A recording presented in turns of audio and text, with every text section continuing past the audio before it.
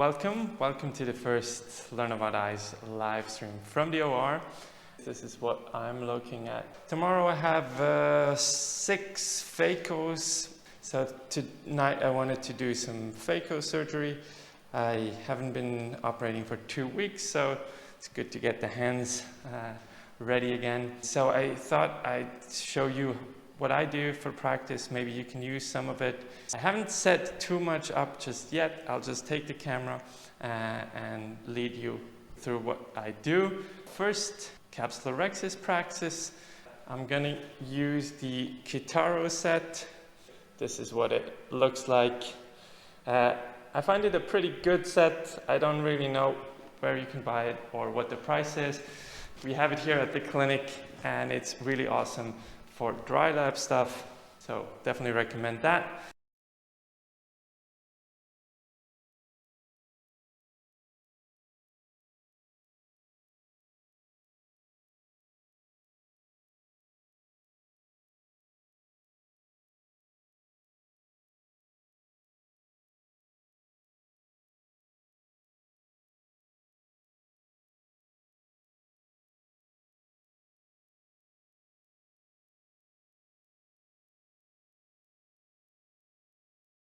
And now we are back. What I like to do is use a bent 27 gauge needle.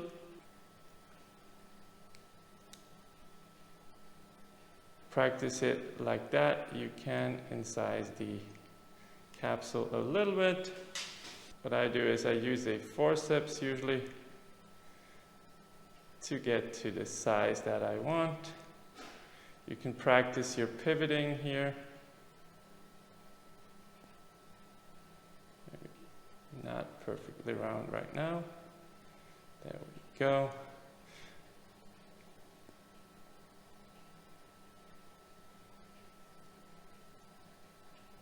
It's getting a bit smaller here, so let's take it out. And boom. Now these tiny things here, they do fly around quite a lot. So what I like to do is I take a wet wipe that we use to disinfect things, and I just put them on there, so because I don't want them to be flying around the room. Definitely don't want them to be somewhere on the floor. Change the foil again. Now with this foil, what you sometimes have is that it pulls a bit too much on this edge, so you sometimes need to pull it back a little bit. And then what it also does is it flips back because it's not, the anterior chamber is not filled with anything but air, so that is sometimes a bit of a task to get it back, but I do like it as a task to practice flipping it around. So I think we're good with the rhexis. So for beginners, as a good tip, instead of just using one hand to lead the forceps, I think it's pretty good because you're usually shaking a bit if you're just using one hand. To use both hands, then you can use your palms or your little fingers to rest on the patient's forehead, and then you can just put your forceps in like this, and then you can rotate it this way with all your fingers. And if I show you both views, I hope it's visible like that. If you go in, this is usually very tight here. Okay, if you go in, you can do a real circle just by moving the forceps between your fingers and pivoting. That works actually really well.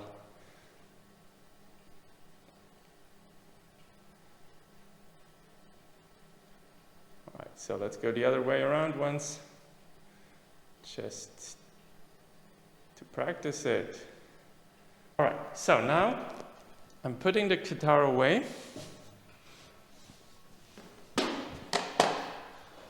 And I'm setting up my Philips Studio Eyes is just a plastic head.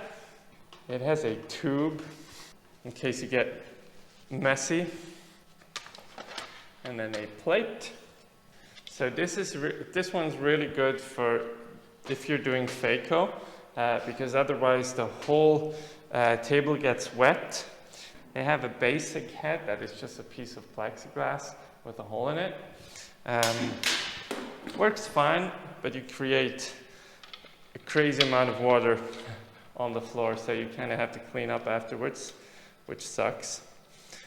So here you can just connect this and then put in the tube.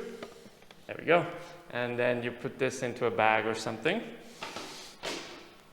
This is the actual plate, and then the head goes over it. They do provide you with a ball head, but it's a really cheap, really cheap ball head. So what I did, I took a ball head from one of these gorilla pots that I wasn't using anymore, or not too much, and I just put this on. So now this is much stronger and much more flexible than the other one, and much easier to adjust. I just screw this on here. So I think we're going to use a normal phaco eye for this one first. Eyes with a pretty hard cataract. They're kind of waxy. So they do have these advanced eyes that are really round. They have a capsule and a vitreous that you can drop things in. But we're using the cheaper ones that are solid, so we're just putting them on here. And see, with the ball head, you can just adjust the patient's head. Let's set up the machine. Are setting up the machine, the phaco machine. All right, so this is the Oertli OS 4, I think. What I've done so far is to plug it into the wall mount and to plug in the air supply into the wall. And then we need to figure out how to turn it on. There is a flip switch on the back here. I do have to say I struggle with it a little bit sometimes to turn this on, because I don't do it that often. But I recommend to everybody to actually do this. As a surgeon, you should know how that machine or your machine works. All right, so Oertli was actually nice enough. They're a really great company. They are really nice in providing things to practice and to work with. So they did provide these. They did also provide me with a phaco tip that is only for wet labs. Put the phaco tip in here.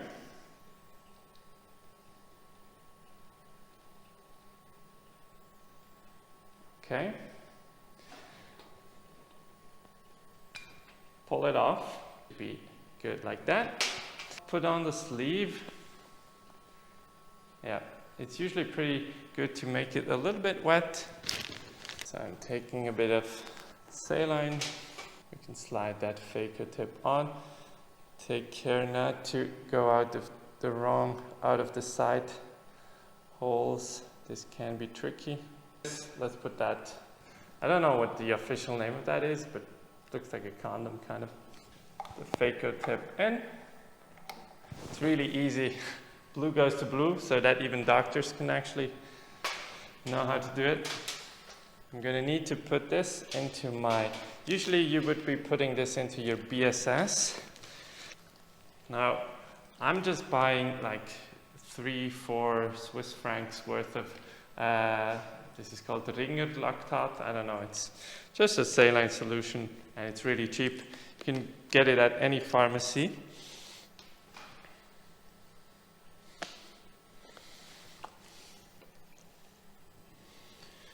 Ooh, probably turn it off.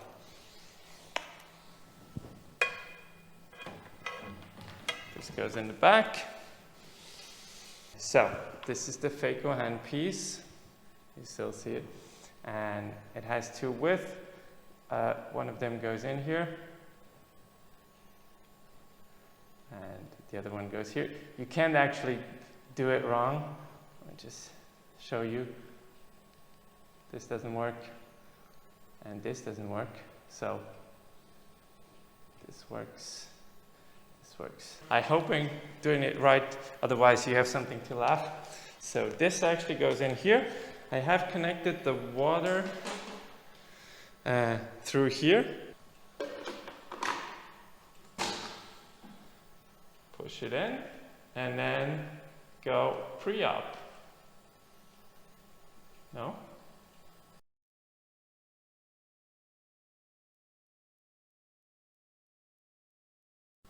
I have to choose Phaco first. See, this is only what you'll learn if you do this yourself at night alone without somebody showing you. I didn't push Phaco, so it didn't go up, and it didn't start. And maybe someday you have somebody new, or you're operating in the middle of the night, somebody doesn't know how it works. And now we're doing the pre-op test. So what this is doing is just filling this chamber up. There we go. What do we need? Let's go through it in our head. What we need paracentesis. We need our main incision. We need some visco for the capsulorhexis. I got that sponsored by somebody. So those are expired, so somebody just gave them to me. You can buy these actually at the pharmacy pretty cheaply and just pull this up into a syringe. It works just as well. We're gonna need our forceps. I'm using actually a spatula. Sorry, it's too thin for that. So I'm actually just using a spatula because this is the only thing that's on our set, and this is what my boss is using. So I'm kind of trying to just use what he uses, but it does make cracking a whole lot more difficult. I'm gonna do the paracentesis here. Okay. And then one here. Try not to construct our tunnel. This knife has definitely been used quite a lot. It's not that sharp anymore. I'm just filling the anterior chamber with viscoelastic. I'm going to use my technique with the incision here, and then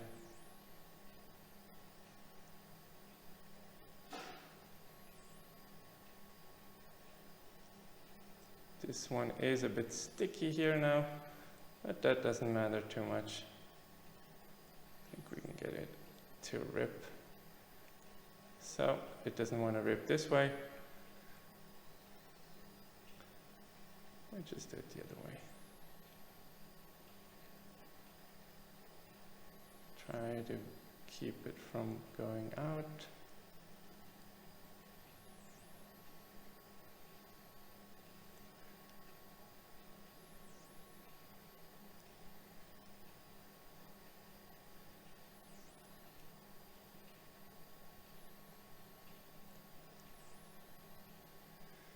Now this capsule is pretty hard to see.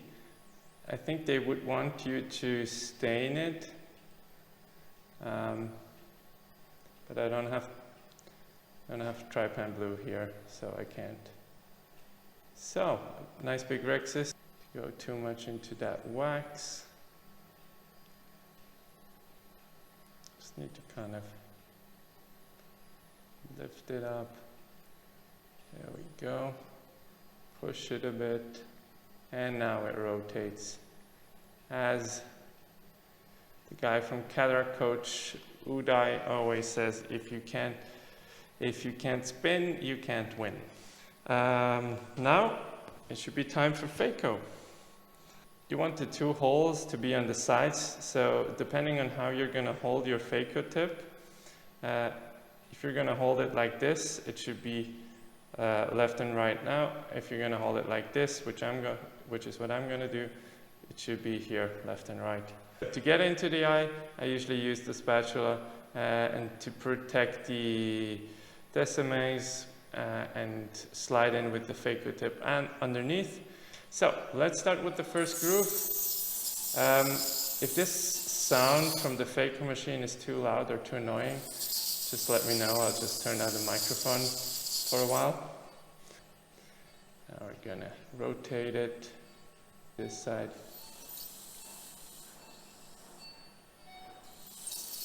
That should be fine. Maybe we can crack it now. Yeah, there we go. Those eyes are not real eyes, so just play with your settings. See what each setting does to the eye, and then what works best for these kind of eyes. I do have 2 Phaco programs. Some people have like 3 or 4. One for grooving, one for cutting up. So just so you know, this is definitely not how you would usually do it. Well, if it's that easy, yes, you would maybe do it like that.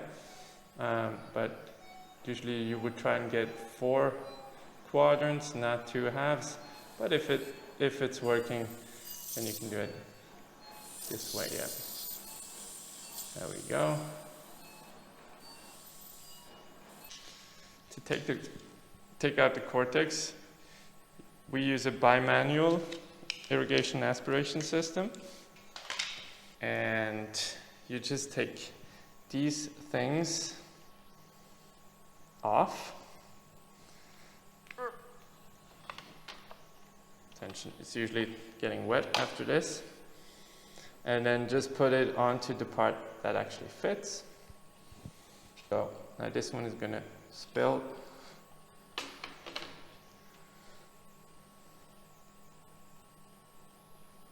And now we have these 2. Green is always irrigation, so coming out here, and white is aspiration. This can be different for different firms. Yeah, and how you can tell, usually irrigation has 2 holes on the sides, while the aspiration only has 1 hole on the top, this part. Using your IA probe, try and keep the irrigation deeper than the aspiration, and just kind of take the cortex out. I don't really have normal implants here right now, but I'm working on an idea on how to practice YAG capsulotomy for people without hitting the lens, without creating pits for the residents.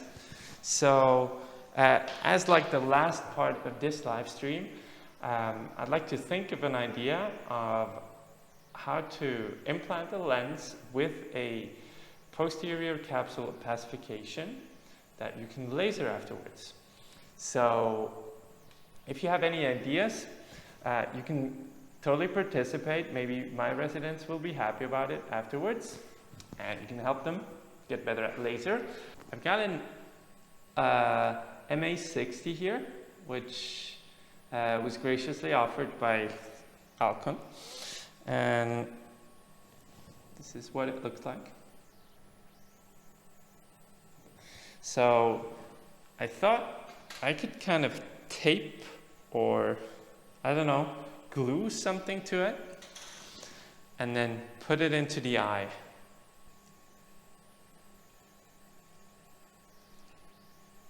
Just to see how this. Okay. Okay. Yeah, that's actually my plan right now too. Good flow. Thanks. All right. Don't want to make the hole too big. Okay, that should be fine.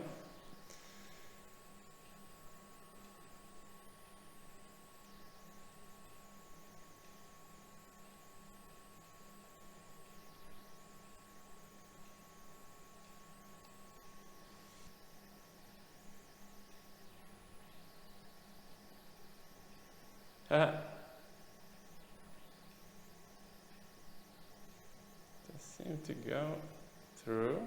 Our hands start to shake. There we go. That's why we practice this on stupid things like this. It doesn't matter.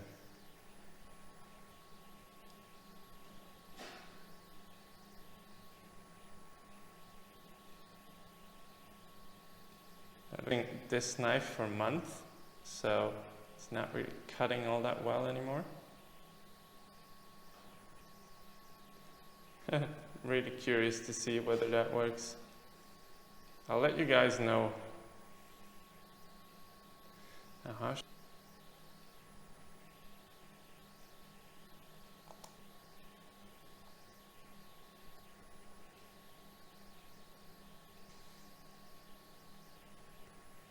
Okay.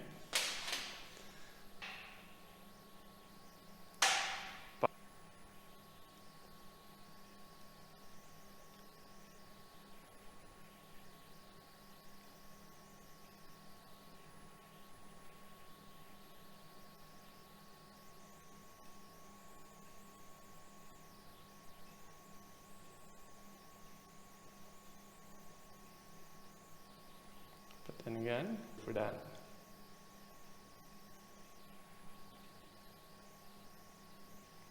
Okay. Guess that's pretty good.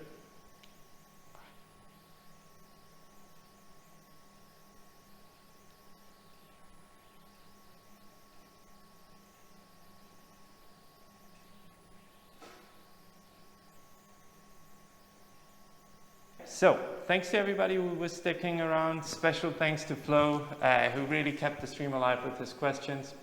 I'm gonna do more crazy things like this, like creating an eye to practice a yak capsulotomy in the next few streams. I do have a pressor flow technique planned that I'm trying to practice. That will be definitely next week, and then we'll go from there. And I think I have a pretty good setup here. It's been all on battery, 2 hours. My Sony is almost empty, but the YOLO box still has 50%. That's pretty cool. Thanks to everybody, and have a good night.